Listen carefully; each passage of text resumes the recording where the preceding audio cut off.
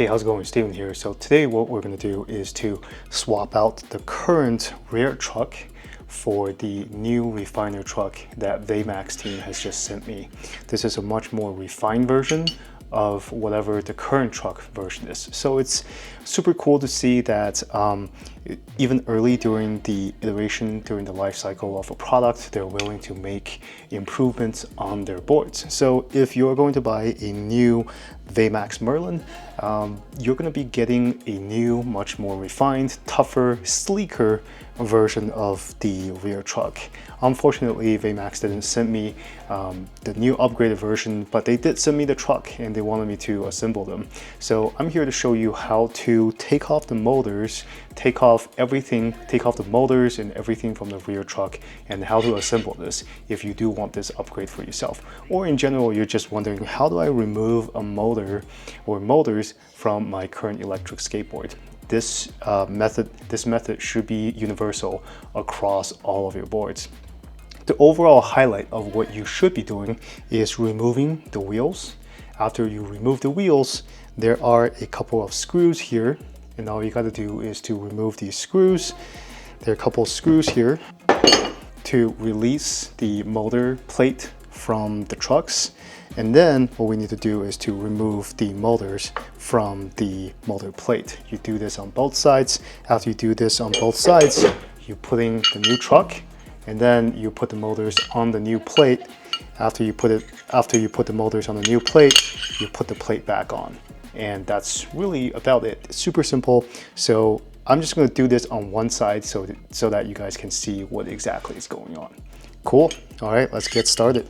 To get started, what you need is a 3mm hex tool and a 7mm wrench, or just something tight enough that you can grab the little nut on the rear side of the motor plate. And preferably blue Loctite as well, so that you can make sure the screws don't come loose as you're riding the board. Oh, and the other tool that you need is going to be like a T-tool to remove the wheels. Cool. Okay, I'm going to be removing this. We'll remove the nut. Once you get the nut, make sure you put it into like a little tray so that you don't lose it. I think there's a little washer as well. Don't lose it. Remove the gear, but this one is on too tight. Oh my gosh. And then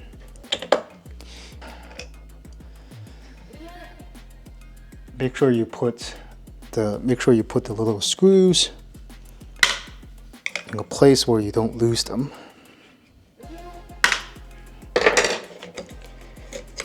Here we go. That is removed. And now, okay. So now I got the belt off. So now we got the belt off and the pulley off as well. Cool. Now we're going to set aside the wheel somewhere else. Now what we're going to do is to remove the motor plate from the truck. Take your 3mm hex key and your 7mm wrench.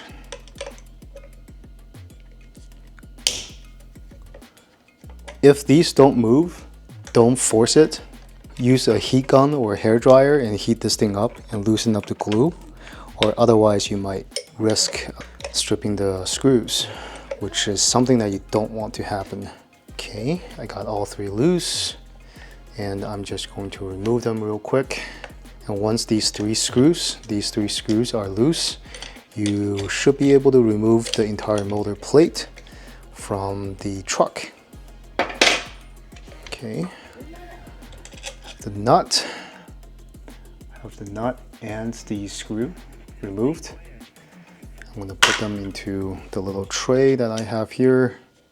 Now I will proceed to remove the two other screws.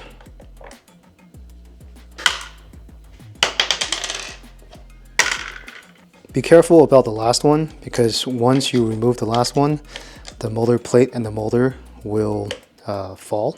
Be ready to catch it when you remove the last screw.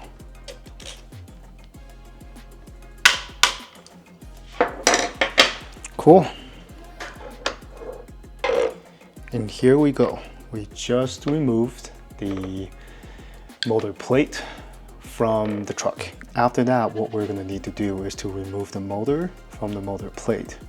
As you can see here, there's 4 screws, and we're gonna need to remove all 4 screws here. But before you remove it, make sure you take like a mental note on the general position of these screws. As you can see, these screws are placed a little bit towards the right. Make sure you remember the general positions, otherwise this belt might be too tight and too loose and you have to come back and adjust the belt again. So take your 3mm wrench and loosen up all the screws. Again, don't force it. Use a hair dryer if you feel like it won't budge. Remove the screw. And what Veymax did is they actually introduced washers. They actually put washers in the belt motor plates. Most other brands that I see don't actually use washers. So yeah, see here, there's a washer. So make sure you don't forget that.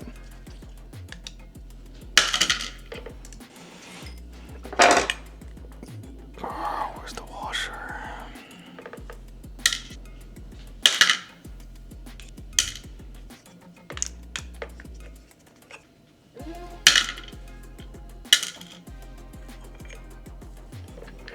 Okay, cool. So now the motor plate is separate from the motors. Done with this side. Now we just need to do the same thing for this side and then put the motor on the new motor plate and then replace the truck itself. So cool. So now that we got both motors on both sides removed, we'll need to swap the truck. This is the new truck and that's the older truck. What is the difference? Well, let's see, what is the difference? I think the difference is that this truck that we have here, the newer one, is just a little bit wider. If you line them up, you will see like it comes out about 1 centimeter more, or roughly ½ an inch more. And then the motor positioning is a little bit wider too. So wider rear trucks would actually give you a little bit more stability. And I think the angle is roughly about the same. So yeah, what we're gonna need to do is to take your T-tool and just remove the bushings.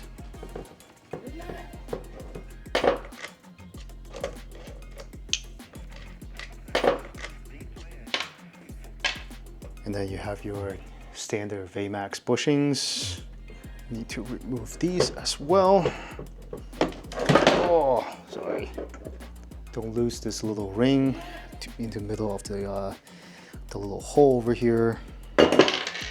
And we're gonna need to pull this one out, the 95A out. All right, since we're here, I'm gonna be replacing the bushings on this setup with Riptide Crank 98 tall barrels. These are a lot better than these stock bushings are pretty much made out of concrete. They don't really turn very well. That's the only complaint I have about this board, but this is super cheap upgrade that you can make that will make a world of difference. And this is like the standard size barrels. So as you can see, the Veymax barrels are somewhere in between a tall barrel and a short barrel. So that's really weird. I'm going to just use the short barrels instead. I think this will more or less fall in line with the current setup. So let's put this in here. This one's a newer one. There is a side to this, right? If you were to look at this, this is the street side and this is the board side. How you can tell is when you look at this purely vertically, this surface will be much larger than this surface. This has a bulging arc going this way. This is the street side.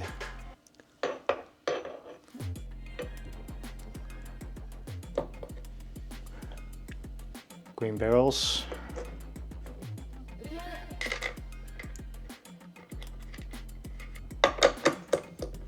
cool. Seems to fit just right. Now what we are going to need to do is to grab the new plate.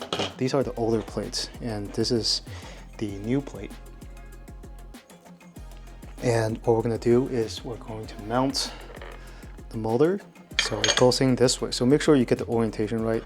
It's going to go this way, like that. Right, so make sure you do like a little performance exercise just to make sure you get the orientation straight. So it's going to go this way, and I need to now mount it like that. Now also, remember what I said earlier about the 4 holes in here? The 2 of the upper hole and the lower hole leans slightly towards the right side. So make sure that's what you do. Because if you don't, then your belts will not be able to fit, as if it's too much to the left, that will need a bigger circumference belt, and it's just going to make the whole thing, and then you're going to have to come back and readjust the belt. All right, so what we're going to need to do now is to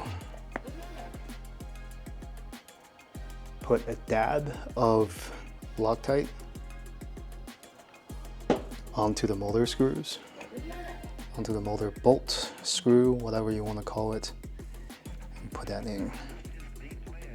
And then you want to repeat that for every single screw. All right, now the screws are kind of loosely put into the motors. Make sure you align and adjust to where you want it to be. Mine was leaning all the way to the right, the screws are, so I'm going to hold it in this position, and then I'm going to just snug and tighten everything up. Don't over tighten it, because the last thing you want to do is to strip a screw on the motor mount. Okay, cool. Now that's done, I am going to put the motor back on like this.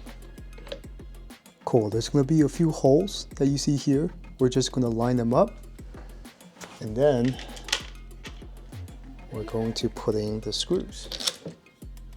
1, 2, and 3.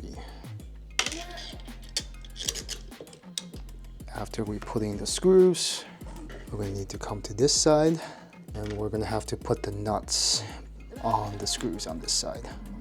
I would use my hand and get it on first, and then use the wrench and use the hex key.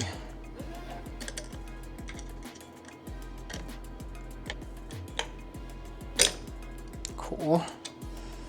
Okay, and we're going to be done once we put in the last nut on the last screw. This will completely secure the motor plate onto the new truck.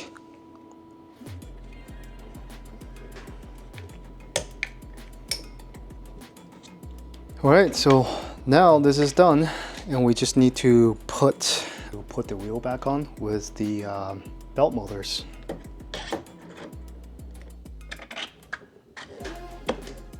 And then lastly, we're going to put on the belt cover. This belt cover is a little weird. Yeah, let me get this. There's a little thingy right here, and you need to snap onto this. Oh, it's right here. So you need to snap onto this.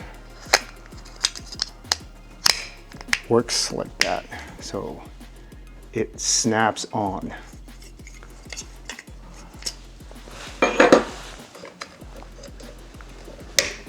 Okay. Once it's snapped on, we put in the little screws.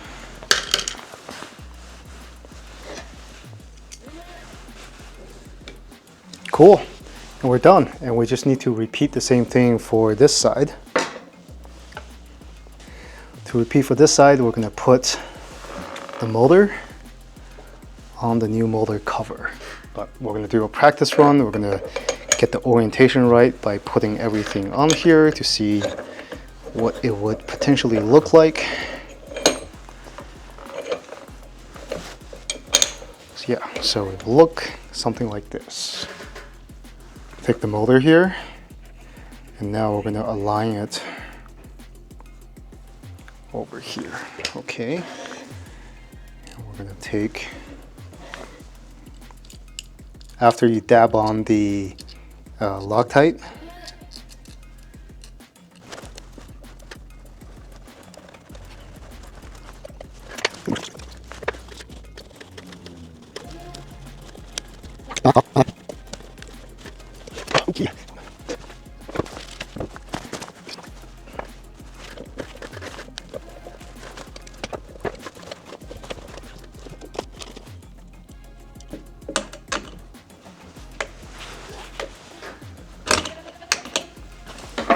cool, fast forward and we're done.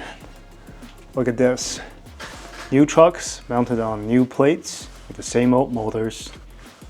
Looks great. This truck is a little bit wider, and personally I think this looks great. It looks sleeker.